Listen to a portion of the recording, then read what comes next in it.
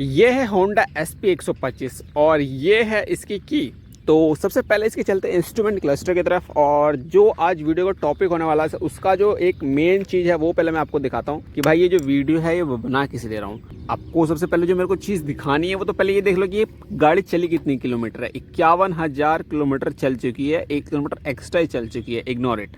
तो अभी चलते हैं इसके माइलेज की तरफ, और अगर आप यहाँ पे माइलेज देखोगे तो 63.7 kml 64 का इसके अंदर आप देख सकते हो। इसके अंदर जो है माइलेज मिल रहा है, लेकिन ये माइलेज ऐसे थोड़ी मिल रहा है। इसके लिए भाई क्या क्या करना पड़ता है, क्या क्या नहीं करना पड़ता है, क्या क्या इसकी चीज़ें करनी पड़ेंगी, तब जाके ये माइलेज अपने को मिल रहा है। आपको कितना माइलेज मिल रहा है ये तो कमेंट करके आप मुझे बताना ही बताना।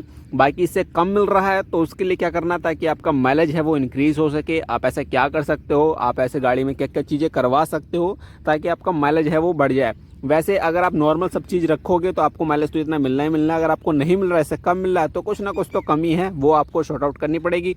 बाकी जितना कंपनी कहती है 60 से 65 के बीच में आपको माइलेज मिलेगा, उतना मिल रहा है। बाकी अगर आपको देखना है कि आपका माइलेज कम आ रहा है तो किस वजह से आ रहा है, वो सब चीज़ें आपको करनी है, और मैं आपको बताता हूँ क्या करना है। तो वीडियो को स्टार्ट करते हैं। बाकी चैनल पहली बार तो प्लीज़ यार चैनल को सब्सक्राइब कर लेना, और वीडियो को भाई लाइक जरूर करो, और कमेंट करके बताना अगर आपका कुछ प्रॉब्लम हो। तो बाकी वीडियो को आगे बढ़ाते हैं। कुछ ऐसे चीज़ें हैं जिससे माइलेज बढ़ाया जा सकता है। ये नहीं कि आपका अगर आप मान लो 30 माइलेज दे रही है, वैसे तो इसके अंदर 30 माइलेज देगी ही नहीं, इतना तो कम नहीं देगी।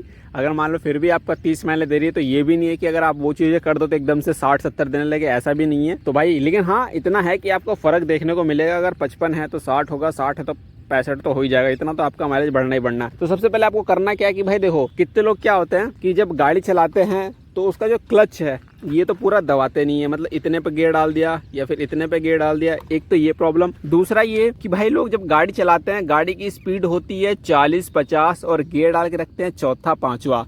तो भाई ये चीज़ एक तो गलत है, इतना ऐसे नहीं करना है। अगर आप गाड़ी एक आरपीएम पे गियर को बदलना चाहिए। हालांकि देखो अब इस गाड़ी में तो आपको आरपीएम देखने को नहीं मिलने वाला, छोटी छोटी बाइक्स होते हैं उसमें आपको आरपीएम देखने मिलने वाला नहीं है। बट आपको ये चीज़ देखनी है कि अगर आप स्पीड तो सही गाड़ी में देखने को मिलती है, तो भाई ये है कम से कम 20 के ऊपर दूसरा गियर अप्लाई करो, 40 के ऊपर के आप तीसरा ले जाओ। तो भाई एक नॉर्मल स्पीड पे आप गियर अप्लाई करोगे तो भाई गाड़ी झटके भी नहीं लेगी और पेट्रोल भी ज़्यादा नहीं खाएगी। अगर आप चला रहे हो दूसरे गियर पे और स्पीड है 20 तो ठीक है, उतना चलता है। बट अगर आपका स्पीड ही 20 है और अपने गियर ही चौथा डाल रखा है तो भाई वो चीज़ तो बेकार है। एक्चुअल में बाइक है वो गियर मांग रही है तभी अप्लाई करें, इससे आपकी जो फ्यूल एफिशिएंसी है वो बढ़ेगी और माइलेज भी बढ़ेगा। कितने लोग क्या करते हैं कि भाई गाड़ी ले रखी है, जा रहे हैं कहीं पे, अब मान लो कोई रास्ते में मिल गया या फिर ऐसे खड़े हो गए तो भाई गाड़ी को न्यूट्रल में डाला और छोड़ दिया ऐसे ही। गाड़ी चालू है जब तक 2 मिनट खड़े हैं, 4 मिनट खड़े हैं। अगर देखो भाई अगर किसी को माइलेज सेव करना होगा तो वो तो भाई बंद ही कर देगा। भाई जिसके पास ज़्यादा पैसा है वो तो भाई चालू है तो चालू रहने, क्या फ़र्क पड़ रहा है।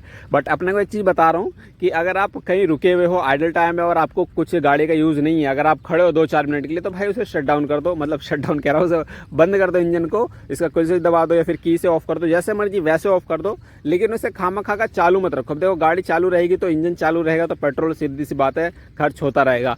तो अगर आपका टाइम है ऐसा जहाँ पे आप गाड़ी का यूज़ नहीं कर रहे हो या फिर रुके पड़ो 3-4-5 मिनट, तो उस समय गाड़ी को इंजन जो है बंद कर दो। अभी आपको बता रहा हूँ वो मेन चीज़ है। कितने लोग जो होते हैं सर्विस टाइम पे नहीं कराते हैं। सर्विस आप करा रहे हो, कभी 2,000 रुपये करा दे रहे हो, कभी 5-6 हज़ार चलेगी तब सर्विस करा रहे हो। कुछ मतलब सर्विस का कोई शेड्यूल नहीं है, बस जब मन करा तब करा दिया, नहीं करा तो नहीं कराया। वैसे भाई इंजन, एक तो इंजन पे दिक्कत आती है, ऊपर से आपको जो माइलेज है वो सही से नहीं मिल पाता। जो गाड़ी एक्चुअल जो अपनी ताकत दिखा सकती है आपको, वो एक्चुअल ताकत नहीं दिखा सकती है आपको।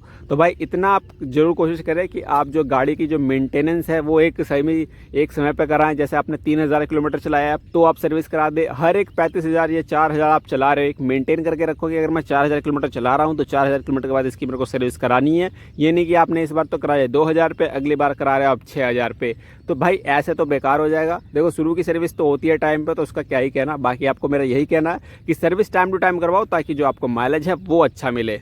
इसी के साथ साथ आपको जो टायर का प्रेशर है वो भी सही रखना है। कितने लोग कहते हैं भाई टायर का प्रेशर कितना रखे, तो भाई देखो टायर का प्रेशर ऐसा कोई स्पेसिफिक तो नहीं है कि इतना ही रखो, कम ज़्यादा हो सकता है, चलो कोई दिक्कत नहीं, लेकिन एक इतना अमाउंट तो रखो कि हाँ भाई कोई दिक्कत ना हो। नॉर्मल 33 PSI तो अपने गाड़ी में कम से कम रखना चाहिए। मैक्स टू मैक्स 35 रख लो, लेकिन इससे ज़्यादा मत रखना। 33 और 35 के बीच में आप इसका एयर प्रेशर रखो तो गाड़ी सही चलती है और बबलिंग भी नहीं होती और ऐसा लगता नहीं है कि भाई गाड़ी इधर उधर बहक रही है। अगर टायर में प्रेशर सही रहेगा तो माइलेज भी अच्छा खासा मिलेगा। अब भाई कितने लोग क्या करते हैं कि नॉर्मल, जैसे कि मैंने अभी आपको इंजन का बताया था, सर्विस सही टाइम पे करानी चाहिए। अब कितने लोग होते हैं कि सर्विस कम खर्चे आने के चक्कर में सस्ता ऑयल डलवा देते हैं, मतलब कोई यूज्ड वाला डलवा दिया, या फिर कोई जो सस्ता कोई थर्ड कंपनी जिसका नाम और निशान नहीं पता भाई, वो वाली इसके अंदर इंजन ऑयल डलवा दिया। तो इससे क्या होता है कि इंजन ऑयल पे इंजन पे डिफेक्ट तो आता ही आता है और माइलेज भी कम मिलता है अपने आप को। तो जब भी आप गाड़ी की सर्विस कराओ तो मेक श्योर एक अच्छा ब्रांड का जो है मोबिल ऑयल वो जरूर डलवाए। इससे भाई बहुत फ़र्क पड़ता है, इंजन पे हीटिंग पे भी फ़र्क पड़ता है, माइलेज पे भी फ़र्क पड़ता है, ओवरऑल पूरे इंजन पे फ़र्क पड़ता है अगर आप सही मोबिल ऑयल डलवाते हो। और गलत डलवाओगे तो भाई गलत इंपैक्ट पड़ेगा, तो उस चीज़ को आप ध्यान रखना।